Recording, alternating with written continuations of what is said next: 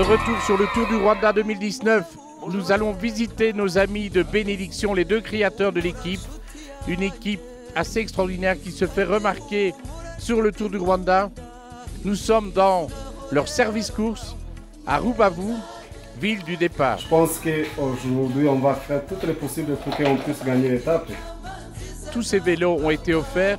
Le nom Bénédiction vient du fait que c'est un don de Dieu. Donc on espère vous voir encore l'année prochaine dans le Tour du Rwanda 2.1, deuxième édition.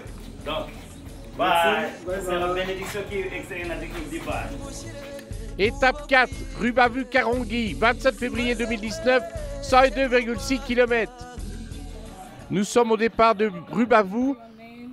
Les coureurs rejoignent et viennent signer sur le podium, bien sûr, de présentation des coureurs. Hier, l'étape a fait très mal aux jambes. L'étape d'aujourd'hui va plus être une étape de contrôle, probablement. Je pense que quelque chose a changé, car cette année, le Tour du Rwanda est une catégorie UCI 2.21 et l'an dernier c'était une UCI 2.22. Donc la préparation est très différente, car la catégorie de la course a augmenté.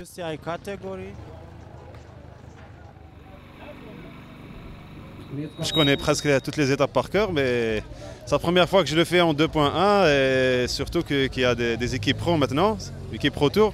Il y a une grande différence quand même. Même si on voit le classement, il n'y a que les professionnels qui sont devant. On se retrouve derrière, mais c'est comme ça, c'est la course et c'est bien pour le cyclisme africain. Il faut que ça change un jour, il faut qu'on progresse. Très content avec deuxième place, bien sûr, mais si ça met en ouverture, c'est pas fini la course, c'est encore long. Le Rwanda, le pays des mille collines, porte à nouveau bien son nom aujourd'hui. Après de nombreux cols de première catégorie hier, nous en passons deux de deuxième catégorie, un de première avec le dernier Congo-Nil Center avant de redescendre à nouveau au bord du lac et de rejoindre Karongi. Les collines traversées ce jour vont être encore très difficiles avec deux cols de première catégorie. Nous allons grimper à plus de 2000 mètres pour arriver à Karongi, une descente très rapide. Départ imminent de la quatrième étape Rubavu-Karongi. Les coureurs vont parcourir 1,8 km en convoi avant le départ réel.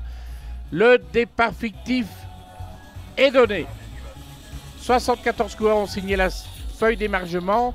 Martin Lavric, Dimension Data est non partant. Le départ des réels vient d'être donné à 10h05 pour 102,6 km. Le peloton imprime dès les premiers kilomètres un rythme très soutenu. Immédiatement au kilomètre 2, Tureg, Israel Academy et Guglielmi, France U23 tentent de sortir du peloton. Une douzaine de coureurs prennent le large dans les rues de Rubavu. Le peloton réagit immédiatement. Et les Michael, Dimension Data abordent seuls les premières pentes de la journée. Au Grand Prix de la Montagne 1, et les Michael devant Torres et devant Avila qui termine troisième. Le regroupement général s'effectue.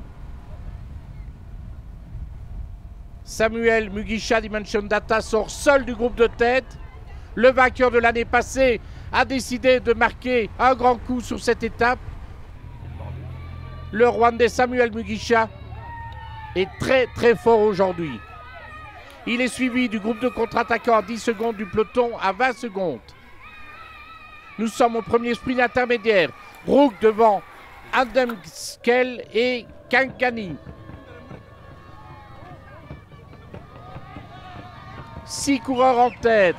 Rook, Baïsi Kazal, Adamskel, Israel Academy, Kangani, Kenya, Mugisha, Dimension Data, Lagap Algérie, Mouni Adessa, Bénédiction. Leur avance est de 20 secondes. La situation de la course est claire. 6 coureurs en tête, suivi d'une première partie du peloton à 19 secondes, le reste du peloton à 1,40. Nous arrivons au Grand Prix de la Montagne 2.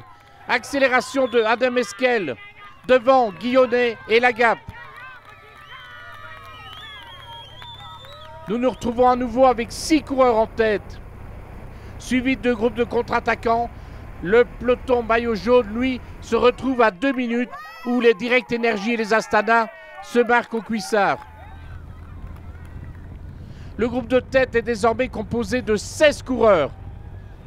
Les 16 coureurs sont DBC d'Érythrée, Lagab d'Algérie, Kanganki du Kenya, Guillonnet d'Interpro, Mugisha Dimension Data, Mugisha de Bénédiction, Torres Interpro, Lozano, Novo Nordisk, Andemeskel Israël, Tesfop d'Érythrée, Almeida de BAI, Arojo de BAI, Munia Neza, Bénédiction, Regigi d'Algérie, Avila Israël, Rug BAI.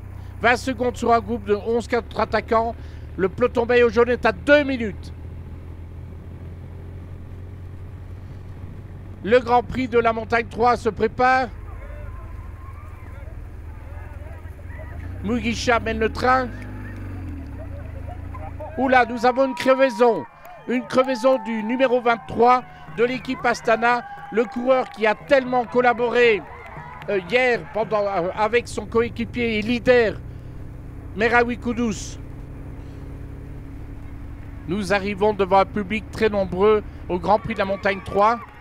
Mugisha en 1, Andemeskel en 2, Torres en 3, Guillonnet en 4. Le public très enthousiaste encourage les deux hommes qui sont sortis du groupe de tête. Dans la descente, Guillonnet Kankaki. Et le maillot jaune, lui, est pointé à 3 minutes 40.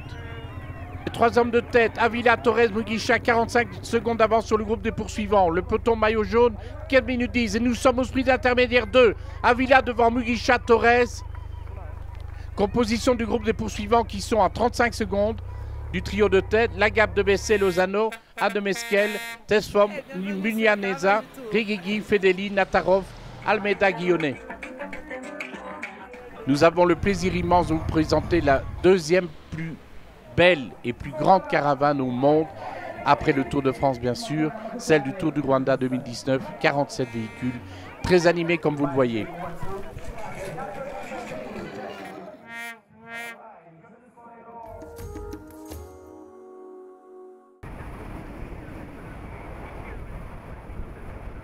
Les 10 derniers kilomètres, beaucoup de discussions des trois hommes de tête qui commencent à préparer l'arrivée. La descente est très technique. Le groupe de contre-attaque n'est plus qu'à 30 secondes. Et là, le groupe maillot jaune, lui, est largement derrière. Il est à plus de 5 minutes. C'est une course de contrôle, on vous l'a dit. Personne de dangereux devant. Par contre, regardez, là, une accélération de plus en plus soutenue de la part de Avila, qui veut absolument cette victoire. Mugisha est en train de décrocher. Avila prend de l'avance. Les contre-attaquants reviennent de plus en plus derrière les trois hommes de tête. Nous sommes plus qu'à 3 km. Discussion à nouveau. Après avoir été repris par ses deux coéquipiers, Mugisha et Torres, il regarde où se retrouve. Le peloton, lui, est assez loin. Il est à plus de 5 minutes. Mais bien sûr, il y a un groupe de poursuivants.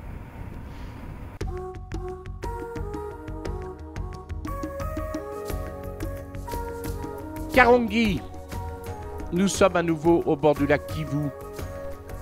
Les images, à nouveau, sont à couper le souffle. Quel beau pays!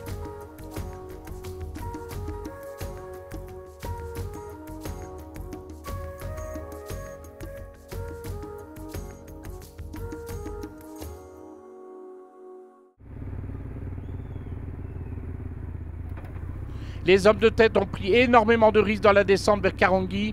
Maintenant, ils sont le long du lac Kivu. Il nous reste quelques hectomètres avant l'arrivée. Les hommes de tête s'observent.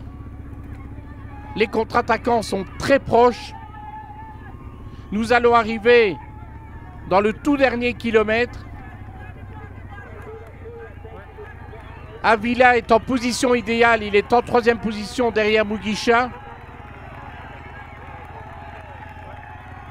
Avila en position de contre-attaque. Il reste 500 mètres maintenant. Le groupe des poursuivants est proche mais ne reviendra pas.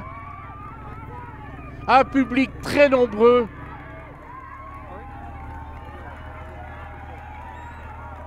Il se retourne à nouveau. Avila monte sur ses pédales. Avila démarre. Avila va remporter l'étape. Ce qui était son rêve, ce qu'il n'a pas pu accomplir l'année passée, il accomplit cette année en 2019. Victoire du Colombien Avila devant Torres et Sirac Tesfom de l'Érythrée. Samuel Mugisha termine 4e. Une équipe Cycling Academy radieuse. Avila Vanegas, premier devant Torres Mino, devant Tesfom Sirac l'Érythréen. Samuel Mugisha, le premier Rwandais, et à noter qu'Alessandro Fedili a pris 20 secondes de pénalité pour s'être ravitaillé dans les 20 derniers kilomètres. Le maillot du victoire de l'étape.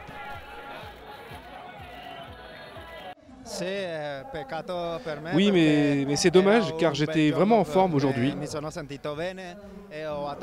J'ai attaqué au niveau des 200 mètres et j'étais dans la roue du premier. Et quand je suis arrivé dans le dernier virage, à 40 mètres de l'arrivée,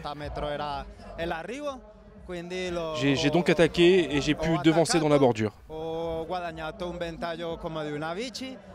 Le classement général, Meraoui Kudus, l'Érythréen d'Astana, 17 secondes d'avance sur Rein Taramae, Matteo Badilati, Keipa Aguirre, qui sont les 4 premiers et qui peuvent encore prétendre au maillot jaune. Vous savez, hier, c'était une longue étape. Donc aujourd'hui, c'était assez dur pour nous. Avec une étape courte, c'est assez difficile de contrôler la course. Mais je n'étais pas inquiet car hier, je leur ai donné assez de temps pour le maillot jaune. Je savais qu'on pouvait le défendre. Donc avec mes équipiers, on a fait un super boulot pour défendre le maillot jaune. Donc on reste content.